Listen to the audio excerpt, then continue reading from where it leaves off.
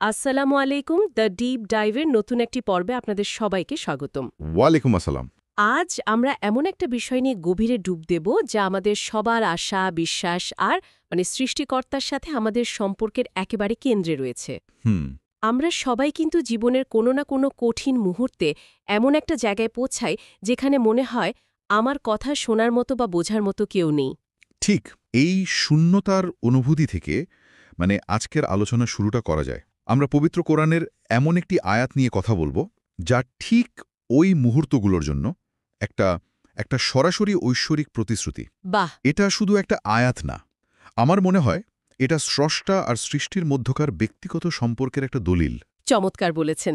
আমাদের আলোচনার কেন্দ্রবিন্দু হল সূরা আল বাকারার ১৮৬ নম্বর আয়াত। আমাদের লক্ষ্য শুধু এর শাব্দিক অর্থ জানা নয়, বরং এর পেছনের প্রেক্ষাপট, প্রতিটি শব্দের গভীরতা আর আধুনিক বিজ্ঞান কিভাবে এই আধ্যাত্মিক ধারণার প্রতিধ্বনি করছে সেটাও খুঁজে বের করা। আমাদের আজকের মিশন হল এটা বোঝা যে এই আয়াতটা কিভাবে প্রার্থনা বা দোয়ার শক্তি আর সৃষ্টিকর্তার নৈকট্যকে একটা একটা সম্পূর্ণ অপারেটিং সিস্টেম হিসেবে তুলে ধরে। একদম। তাহলে আর দেরি না করে শুরু করা যাক। আচ্ছা, আয়াতটি হল সূরা আল বাকারার ১৮৬ নম্বর। আমি প্রথমে আয়াতটি তেলাওয়াত করছি। নিশ্চয়ই। ওয়াইদা সাআলাকা ইবাদি আন্নি ফাইন্নি করিব উজিবু দাওয়াতা দাঈ ইদা দাআন ফালইস্তাজিবু লি ওয়ালইউমিনু বি লাআল্লাহুম ইয়ারশুদুন। সুবহানাল্লাহ। এই আয়াতের সরল বাংলা অনুবাদটা যদি একটু আমাদের জন্য বলেন। এর বাংলা অনুবাদটা হল, আর যখন আমার বান্দারা আমার সম্পর্কে তোমার কাছে জিজ্ঞেস করে, তাদের বলে দাও আমি তো খুবই নিকটবর্তী। যখন কোনো দোয়াকারী আমাকে ডাকে, আমি তার দোয়া কবুল করি। সুতরাং তারা যেন আমার ডাকে সাড়া দেয় এবং আমার প্রতি ঈমান আনে, যাতে তারা সোজা পথে চলতে পারে। অনুবাদটা শোনার পরেই এর ভাষার যে একটা সরাসরি এবং ব্যক্তিগত সুর, ওটা মনকে ছুঁয়ে যায়। এখানে কোনো জটিলতা নেই, কোনো মধ্যস্থতাকারী নেই। ঠিক। আচ্ছা, এই আয়াতটি নাজিল হওয়ার পেছনের গল্পটা কি ছিল? নিশ্চয়ই এর কোনো বিশেষ কারণ ছিল। হ্যাঁ, এর একটা অসাধারণ প্রেক্ষাপট বা শানে নুজুল আছে। রোজার বিধান যখন নাজিল হলো, তখন সাহাবীদের মনে আল্লাহকে নিয়ে খুব স্বাভাবিক আর আন্তরিক কিছু প্রশ্ন জেগেছিল। আচ্ছা, কিরকম প্রশ্ন ছিল সেগুলো? ওনারা আসলে আল্লাহর নৈকট্যকে আরও গভীরভাবে অনুভব করতে চাইছিলেন। তাই তারা আমাদের নবী সাল্লাল্লাহু আলাইহি সাল্লামকে জিজ্ঞেস করেছিলেন, আমাদের রব কি কাছে আছেন যে আমরা ফিস ফিস করে ডাকব, নাকি তিনি দূরে আছেন যে আমাদের চিৎকার করে ডাকতে হবে? বাহ, কি সরল একটা জিজ্ঞাসা। এটা তো আমাদের সবারই মনের প্রশ্ন। একদম, খুব মৌলিক একটা প্রশ্ন। তো এর জবাবেই আয়াতটি নাজিল হয়। ঠিক তাই। আর উত্তরের ধরনটা খেয়াল করার মতো। আল্লাহ কিন্তু বলেননি, হে নবী, তুমি তাদের বলে দাও যে আমি কাছে আছি। সাধারণত এই ধরনের প্রশ্নের উত্তরে কুল বা বলো শব্দ দিয়ে আয়াত শুরু হয়। ঠিক ধরেছেন। কিন্তু এখানে আল্লাহ সেই মাধ্যমটাকেও সরিয়ে দিয়েছেন। প্রশ্নটা করা হয়েছিল নবীকে, কিন্তু উত্তরটা আসছে সরাসরি আল্লাহর পক্ষ থেকে। আচ্ছা আচ্ছা। উত্তরের শুরুতেই তিনি বলছেন, ফাইন্নি করিব, আমি তো খুবই নিকটবর্তী। এটা তো একটা অসাধারণ ব্যাপার। তার উত্তরের গঠনটাই বার্তার একটা অংশ। স্রষ্টা এখানে বোঝাতে চাইছেন যে তার ও বান্দার মধ্যে এতটাই সরাসরি সম্পর্ক যে উত্তরের জন্য কোনো মাধ্যমের প্রয়োজন নেই। একদম। ব্যাকরণটা এখানে মূল বার্তা হয়ে উঠেছে। এই আয়াতটা দোয়া বা প্রার্থনার বিষয়ে কুরআনের সবচেয়ে শক্তিশালী দলিলগুলোর একটা, কারণ এটা নিশ্চিত করছে যে আল্লাহ প্রতিটা ডাক শোনেন, এমনকি হৃদয়ের ভেতরের সেই অব্যক্ত আওয়াজটাও। চলুন এবার আয়াতের প্রতিটা অংশ একটু ভেঙে দেখি। প্রথম অংশ, আমি খুবই নিকটবর্তী। এই নৈকট্যের ধারণাটা, এটা আসলে কতটা গভীর? এর গভীরতা বোঝানোর জন্য একটা উদাহরণ দেওয়া যেতে পারে। ধরুন, কুরআনে হজরত ইউনুস আলাইহিসসালামের ঘটনা আমরা সবাই জানি। তিনি ছিলেন একটা মাছের পেটে। সাগরের গভীরে। হ্যাঁ, সাগরের গভীরে, রাতের অন্ধকারে, বিচ্ছিন্নতা আর অন্ধকারের চূড়ান্ত পর্যায়। সেখান থেকে তিনি যখন ডেকেছিলেন, সেই ডাকটা সরাসরি আল্লাহর কাছে পৌঁছে গিয়েছিল। এটা প্রমাণ করে যে কোনো ভৌগোলিক দূরত্ব, কোনো শারীরিক বাধা এই নৈকট্যকে কমাতে পারে না। আল্লাহ তো আমাদের শাহরগ বা জুগুলার ভেনের চেয়েও কাছে। সুবহানাল্লাহ। এর পরের অংশটি তো আরও বেশি আশার কথা বলে। যখন কোনো দোয়াকারী আমাকে ডাকে, আমি তার দোয়া কবুল করি। কিন্তু এখানে একটা প্রশ্ন আসে যা প্রায়ই আমাদের মনে দ্বিধা তৈরি করে। আমরা অনেক সময় দোয়া করি, কিন্তু মনে হয় তা পূরণ হচ্ছে না। তাহলে এই প্রতিশ্রুতির অর্থটা ঠিক কি? এই জায়গাটাতে আমাদের প্রচলিত ধারণা থেকে একটু গভীরে যেতে হবে। আমি তার দোয়া কবুল করির অর্থ এটা নয় যে আমরা যা চাইব ঠিক সেটাই পাব আর ঠিক তখনই পাব। এর আসলে 3টে সম্ভাব্য অর্থ আছে। আচ্ছা। প্রথমত, আল্লাহ দোয়াটি শোনেন এবং সঙ্গে সঙ্গে তা কবুল করে নেন, ঠিক যেভাবে আমরা চেয়েছিলাম। আর বাকি দুটো সম্ভাবনা কি? দ্বিতীয়ত, আল্লাহ তার অসীম জ্ঞানে জানেন যে আমরা যা চেয়েছি তা হয়তো এই মুহূর্তে বা আদৌ আমাদের জন্য কল্যাণকর নয়। তাই তিনি দোয়াটি ভবিষ্যতের জন্য জমা রাখেন এবং এর চেয়েও উত্তম কিছু আমাদের জন্য প্রস্তুত করেন। আচ্ছা। আর তৃতীয় এবং আমার মতে সবচেয়ে গুরুত্বপূর্ণ সম্ভাবনাটা হলো ওই দোয়ার বিনিময়ে আমাদের ওপর আসতে থাকা কোনো বড় বিপদ বা মুসিবতকে তিনি সরিয়ে দেন, যেটা আমরা হয়তো কোনোদিন জানতেও পারি না। তার মানে দোয়াকে একটা অর্ডার প্লেস করার মতো ভাবলে তো ভুল হবে। একদম। এটা আসলে একটা ট্রানজ্যাকশনাল প্রক্রিয়া নয়, বরং আমাদের সমস্যাটাকে এক উচ্চতর জ্ঞানের কাছে ডেলিগেট করার মতো। আপনি বিষয়টার একেবারে মূলে পৌঁছে গেছেন। দোয়ার আসল প্রোডাক্ট হয়তো আমাদের চাওয়া নির্দিষ্ট ফলাফলটা নয়, বরং এই অর্পণ করার মাধ্যমে যে বিশ্বাস আর ভরসা তৈরি হয় সেটাই আসল প্রাপ্তি। কোনো দোয়াই বৃথা যায় না। আল্লাহ সাড়া দেন, কখনো যা চাই তা দিয়ে, কখনো তার চেয়ে ভালো কিছু দিয়ে, আবার কখনো কোনো অদেখা ক্ষতি থেকে বাঁচিয়ে।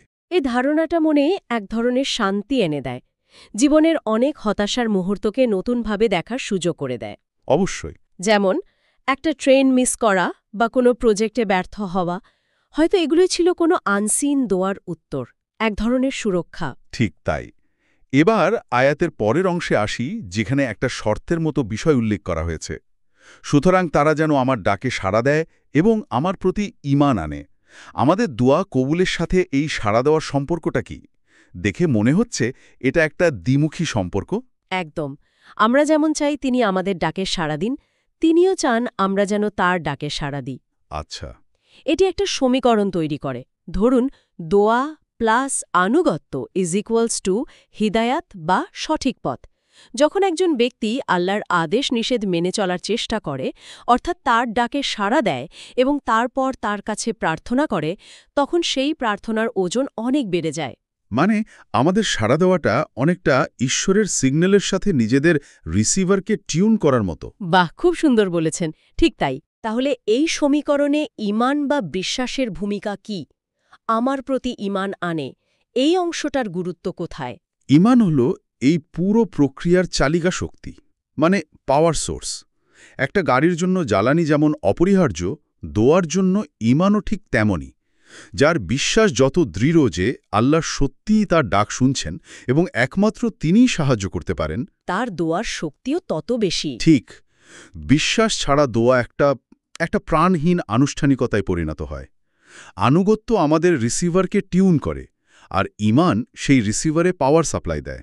তাহলে বিশ্বাস, আনুগত্য এবং দোয়া, এই তিনটি একসাথে কাজ করে মানুষকে চূড়ান্ত লক্ষ্যের দিকে নিয়ে যায়, যা আয়াতে বলা হয়েছে লা আল্লাহুম ইয়ারশুদুন, যাতে তারা সোজা পথে চলতে পারে। এই রুশদ বা সোজা পথ বলতে ঠিক কি বোঝানো হয়েছে? রুশদ একটা গভীর শব্দ। এর অর্থ শুধু সঠিক পথ খুঁজে পাওয়া নয়, বরং সেই পথে চলার জন্য যে জ্ঞান, প্রজ্ঞা আর মানসিক পরিপক্কতা দরকার সেটাও অর্জন করা। ভুল আর শুদ্ধের মধ্যে পার্থক্য করার ক্ষমতা। একদম। এখানেই বিষয়টা আমার কাছে আরও আকর্ষণীয় হয়ে উঠছে। আপনি মানসিক পরিপক্কতা আর প্রজ্ঞার কথা বললেন। আধুনিক বিজ্ঞান কি এই দোয়া বা প্রার্থনার কোনো পরিমাপযোগ্য প্রভাব খুঁজে পেয়েছে, যা এই রুশদ অর্জনে সাহায্য করে? হ্যাঁ, পেয়েছে, এবং এই সংযোগটা খুবই চমকপ্রদ। চলুন কয়েকটি দিক থেকে দেখি। অবশ্যই। মনোবিজ্ঞানের দৃষ্টিকোণ থেকে প্রার্থনা মানুষের মনে আশা তৈরি করে, মানসিক চাপ বা স্ট্রেস কমায়। যখন একজন মানুষ তার সবথেকে বড় দুশ্চিন্তাগুলো একজন সর্বশক্তিমান সত্তার কাছে অর্পণ করে, তখন তার মস্তিষ্ক ভারমুক্ত হয়। আচ্ছা। বিজ্ঞানীরা দেখেছেন এই প্রক্রিয়ায় মস্তিষ্কে সেরোটোনিন এবং ডোপামিনের মতো ফিল গুড হরমোন নিঃসৃত হয়, যা মানসিক শান্তি আনে এবং মনকে পরিষ্কারভাবে চিন্তা করতে সাহায্য করে। তার মানে দুশ্চিন্তা থেকে মুক্তি পাওয়ার ফলে সঠিক সিদ্ধান্ত নেওয়ার ক্ষমতা বাড়ে। স্নায়ুবিজ্ঞান বা নিউরোসায়েন্স কি বলে? এর কি কোনো শারীরিক ভিত্তি আছে? আছে, এবং এটাই সবচেয়ে গুরুত্বপূর্ণ সংযোগ। প্রার্থনার সময় আমাদের মস্তিষ্কের প্রিফ্রন্টাল কর্টেক্স, হ্যাঁ, মানে কপালের ঠিক পেছনের অংশটা, যা আমাদের মস্তিষ্কের সিইও বা নির্বাহী কর্মকর্তার মতো কাজ করে, সেটা সক্রিয় হয়। মস্তিষ্কের এই অংশটি কিন্তু পরিকল্পনা, সিদ্ধান্ত গ্রহণ, ধৈর্য, আত্মনিয়ন্ত্রণের মতো কাজগুলো করে থাকে। 1 মিনিট। তার মানে যখন আয়তটি বলছে এই প্রক্রিয়া মানুষকে রুশদ বা সঠিক পথের দিকে পরিচালিত করে, তখন বিজ্ঞান আমাদের এর পেছনের শারীরিক প্রক্রিয়াটা দেখাচ্ছে। একদম।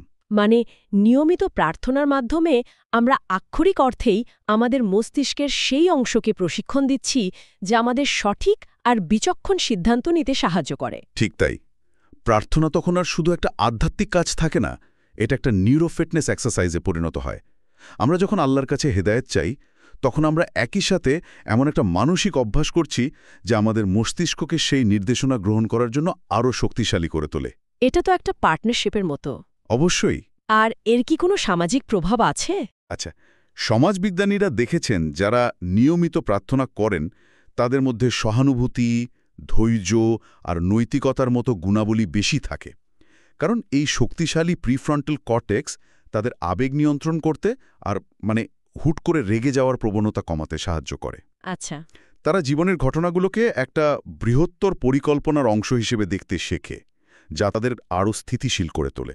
তাহলে আজকের এই গভীর আলোচনা থেকে আমরা যদি মূল শিক্ষণীয় বিষয়গুলো এক জায়গায় করি, তাহলে সেগুলো কি হবে? আমার মনে হয় 5টি মূল বিষয় উঠে আসে। 1. আল্লাহ দূরে নন, তিনি আমাদের কল্পনারও বাইরে, একেবারে ব্যক্তিগতভাবে কাছে। 2.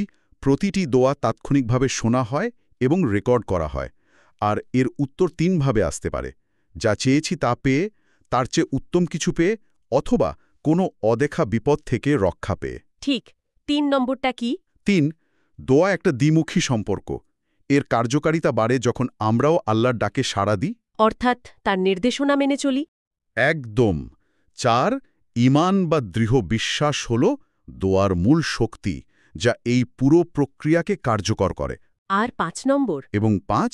এই পুরো প্রক্রিয়াটি দোয়া, আনুগত্য এবং বিশ্বাস শুধু আমাদের মনের শান্তিই দেয় না, বরং এটা আমাদের মস্তিষ্ককে প্রশিক্ষিত করে তোলে, যা আমাদের জীবনে রুশদ বা সঠিক পথে চলার পরিপক্কতা এনে দেয়। অর্থাৎ এই একটি আয়াত শুধু সান্ত্বনার বাণী নয়, এটি আসলে ব্যক্তিগত উন্নয়নের জন্য একটা সম্পূর্ণ অপারেটিং সিস্টেমের মতো। এটি আল্লাহর নৈকট্য, দোয়া কবুলের প্রতিশ্রুতি, ঈমানের গুরুত্ব আর হেদায়েতের পথের একটা সম্মিলিত ঘোষণা। একদম। এটি যেন আল্লাহ আর তার বান্দার মধ্যে একটা সম্পূর্ণ চুক্তি। তিনি বলছেন, তুমি আমার দিকে 1 ধাপ এগো, আমি তোমার দিকে 10 ধাপ এগুব। তুমি আমার ডাকে সাড়া দাও, আমি তোমার ডাক শুনব। অসাধারণ একটি আলোচনা। আয়াতটি এখন আর শুধু একটা ধর্মীয় পাঠ মনে হচ্ছে না। মনে হচ্ছে এটি সৃষ্টিকর্তার পক্ষ থেকে প্রতিটি মানুষের জন্য লেখা একটা ব্যক্তিগত চিঠি, যা সরাসরি বলছে, তুমি একা নও, আমাকে ডাকো, আমি শুনছি, এবং আমি তোমার জন্য সর্বোত্তম সমাধান প্রস্তুত করছি। আপনি খুব সুন্দরভাবে পুরো আলোচনার সারমর্ম তুলে ধরেছেন। এটি আসলেই বান্দা এবং তার রবের মধ্যে বিদ্যমান সবচেয়ে নিকটবর্তী এবং ব্যক্তিগত সম্পর্কের একটা শক্তিশালী দলিল। এটা আমাদের শেখায় যে আমাদের সবচেয়ে বড় শক্তি হল দোয়া, আর আমাদের সবচেয়ে বড় আশ্রয় হলেন স্বয়ং আল্লাহ। আজকের আলোচনার পর একটা প্রশ্ন মনে জাগতে পারে, যা আমাদের শ্রোতাদের জন্য চিন্তার খোরাক হতে পারে। যদি সৃষ্টিকর্তা এত কাছেই হন এবং প্রতিটি ডাক শুনতে পান, তাহলে আমাদের দৈনন্দিন জীবনে এই বিশ্বাসের প্রতিফলন আমরা কিভাবে আরও অর্থবহ করে তুলতে পারি? আমাদের কাজ, কথা আর চিন্তায় এই নৈকট্যের অনুভূতি কিভাবে আরও বেশি জীবন্ত রাখা যায়? খুব গুরুত্বপূর্ণ একটা প্রশ্ন। এই চিন্তাটি রইল। আজ এ পর্যন্তই। সবাই ভালো থাকবেন। আল্লাহ হাফেজ। আল্লাহ হাফেজ।